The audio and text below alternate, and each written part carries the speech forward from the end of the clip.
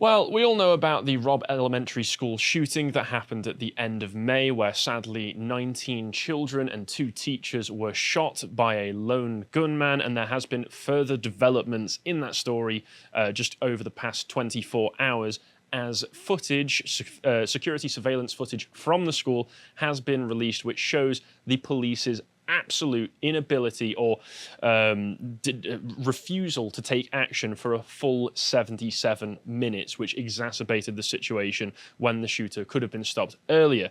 I will go over that in a moment because there is plenty of really suspicious stuff that's been going on that really, to me, smells like a cover-up. Before I do, I'll just draw your attention to the website and recommend that you check out a premium live book club that Carl and Thomas, who came back for a quick guest show, did on Friedrich Nietzsche's Beyond Good and Evil. As far as I'm aware of Nietzsche, he made the statement that God is dead, and honestly, when such terrible things like this sort of stuff is going on, it really does make you question, even though I'm an atheist, whatever force there might be that could constitute a God in the universe perhaps isn't on our side. Anyway, moving on, so one of the most interesting initial things that came out about this was, and this is a Reason article from the beginning of June, was about the Uvalde cops, Uvalde being the town where Robb Elementary School was, reportedly tried to silence a mother who rescued her kids and then criticised the police response. So there seems to have, from the very beginning, been quite an effort to try and cover up and obfuscate a lot of the mistakes that were made with their handling of this situation. I mean, how embarrassing. An unarmed mother can do more than 12 of you lads with all your guns. Oh, there was more than 12 there, trust me. We'll get to that in a minute. But in an interview, Angeli Gomez explained how she was able to enter the school and rescue her 2 children despite the cops' active efforts to thwart her. I think this article came out after the footage was released of the Uvalde cops outside of the school when you could hear shots being fired, actively barring parents from going in to try and rescue their kids, and even at one point downing and cuffing one of the fathers who was desperate to try and get in and save his child. And it seems one of the people who they did that to was not necessarily just a parent, because we'll get into it later. There was a police officer who was on the team waiting in the hallway whose child was murdered, who was being held back by the other police officers. It's honestly shocking and awful, but I'll carry on. The entire interview is a damning indictment of law enforcement's mishandling of the shooting, but one new detail bears particular emphasis. According to Gomez, the police subsequently contacted her and said that the media attention that she was generating for criticizing them could lead to obstruction of justice charges.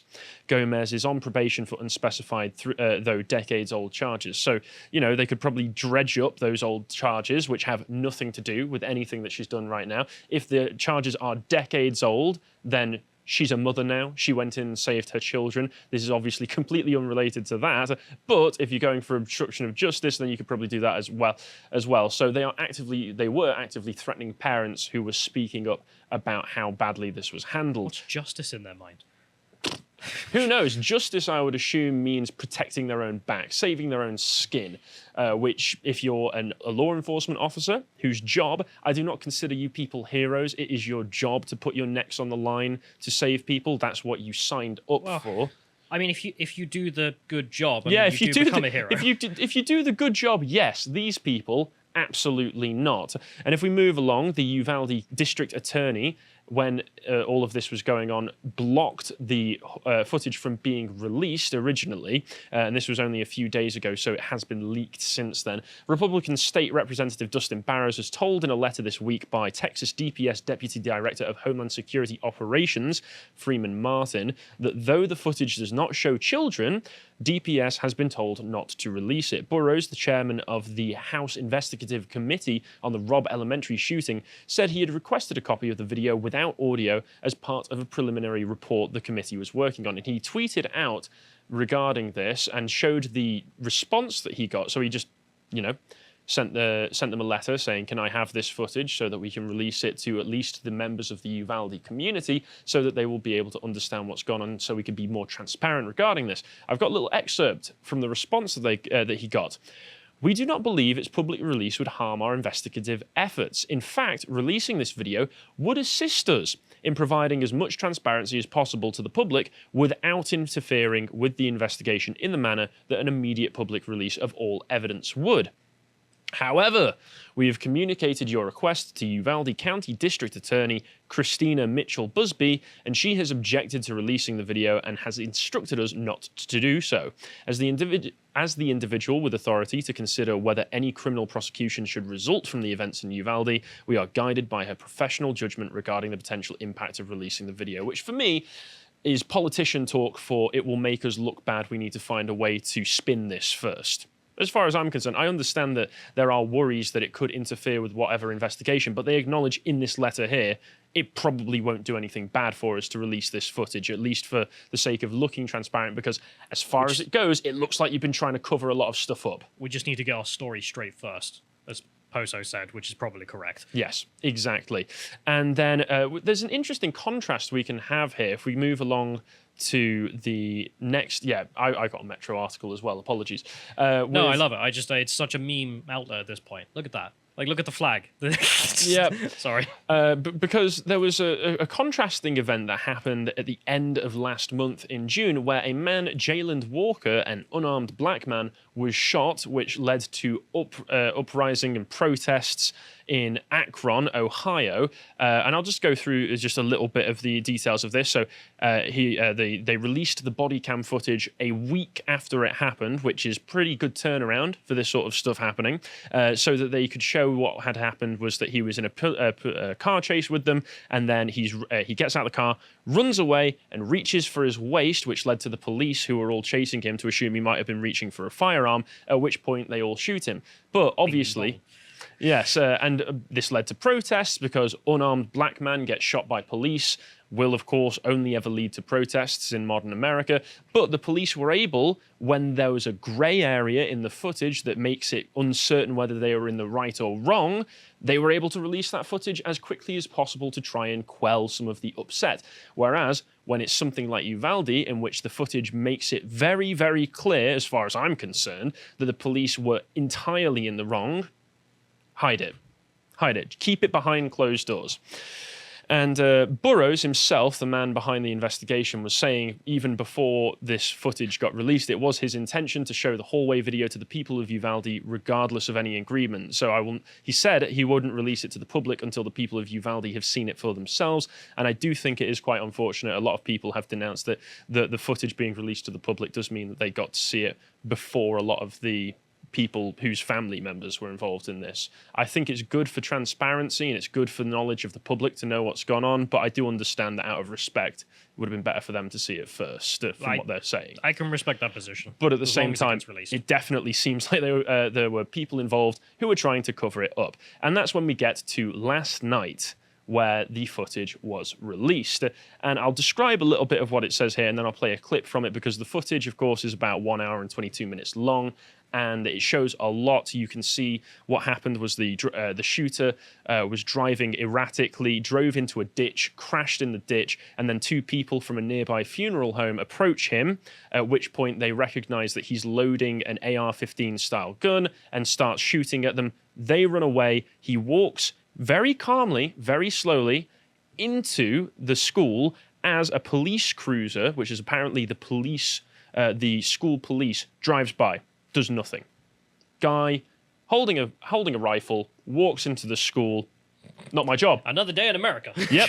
Pretty much. A guy didn't do anything, and then and then as soon as he gets in there, he turns a corner, enters a room, and starts shooting. And it's honestly, I watched a little bit of the footage, and you can hear the phone call that one of the teachers made.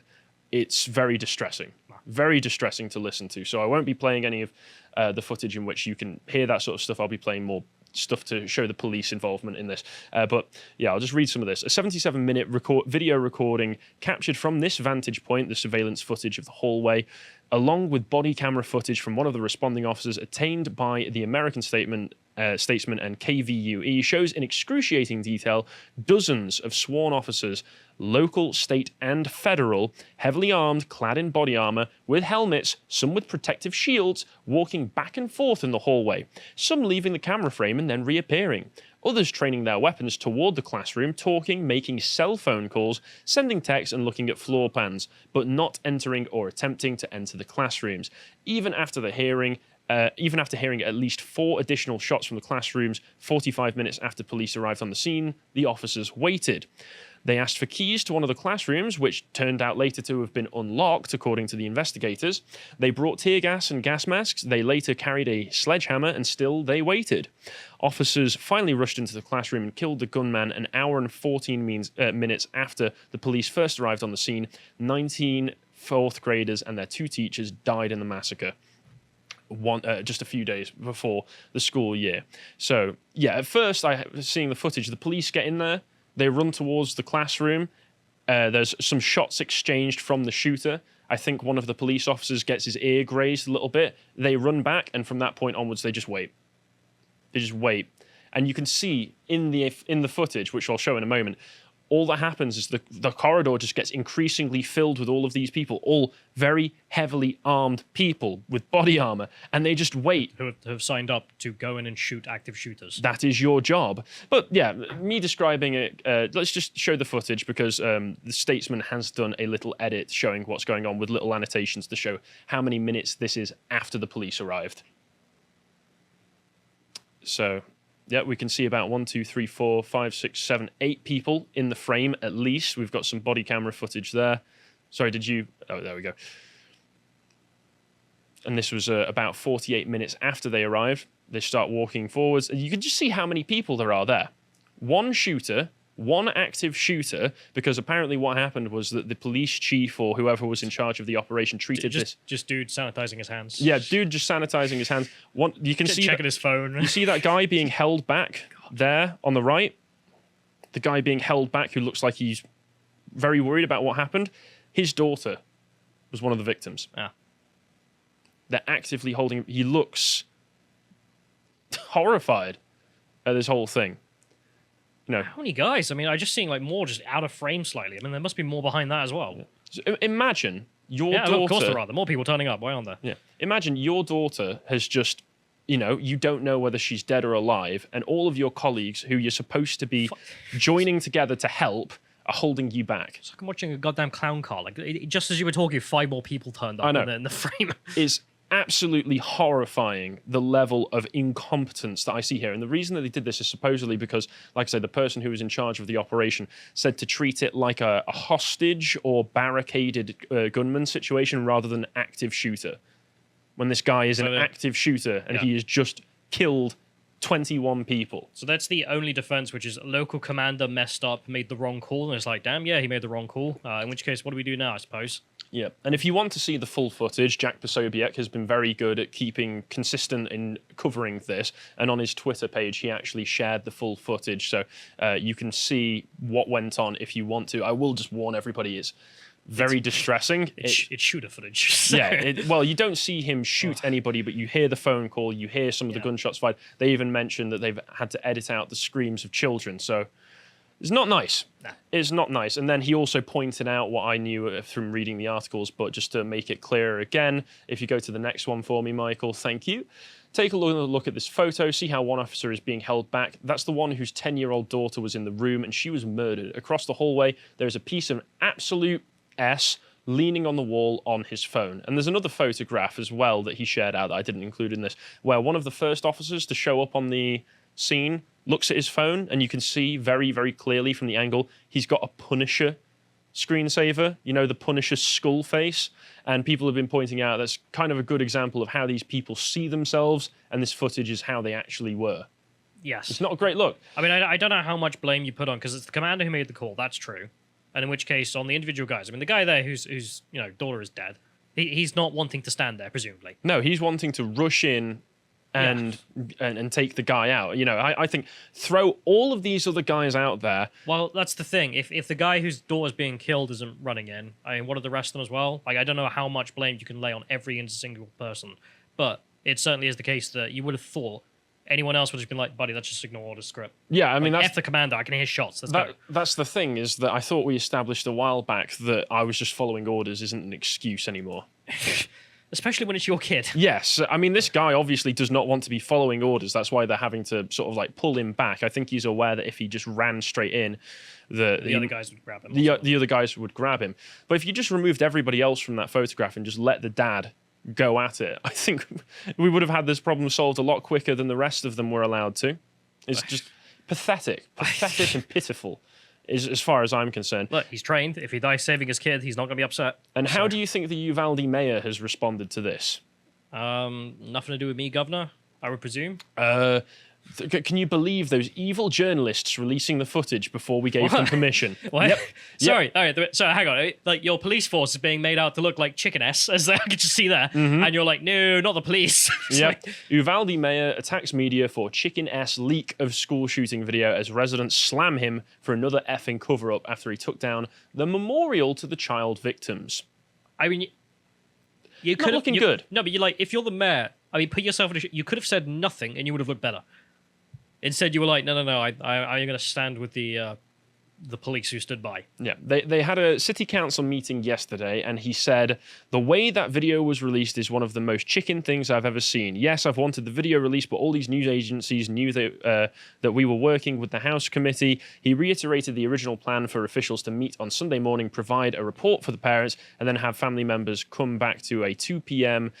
Meeting for a question and answer session. The video was then released. Multiple members of the community were also happy about the makeshift memorial to the victims of the shooting being removed on July 8th. One resident accused the council of being involved in an effing cover-up of the removal, and the council member who called the release Chicken S continued after the mayor, saying that one part of the released video was not going to be in the video shown to families on Sunday. He says they did that for rating and they did that for money. A member of the audience at this point yells out, "What about the cops? Are they Chicken S too?" The council member replies, "We're going to handle that." So this whole thing, I don't trust any of these people to have released the footage to the appropriate people. I don't trust any of these people to have let everybody know what actually happened. And they're just trying to blame the press for doing what you should have done at least a month ago. I can't get over that interaction. The people who released the footage are the bad people. What about the cops? I'm going to get back to you. I don't know. We're going to circle back. And of course, the response has been... They did it for ratings and money. How do you actually make money off this? I don't think you can make money off that footage. I think they did it to reveal the truth of what was going on, because I think we can all smell a cover-up. It's not like they're going to get YouTube bucks.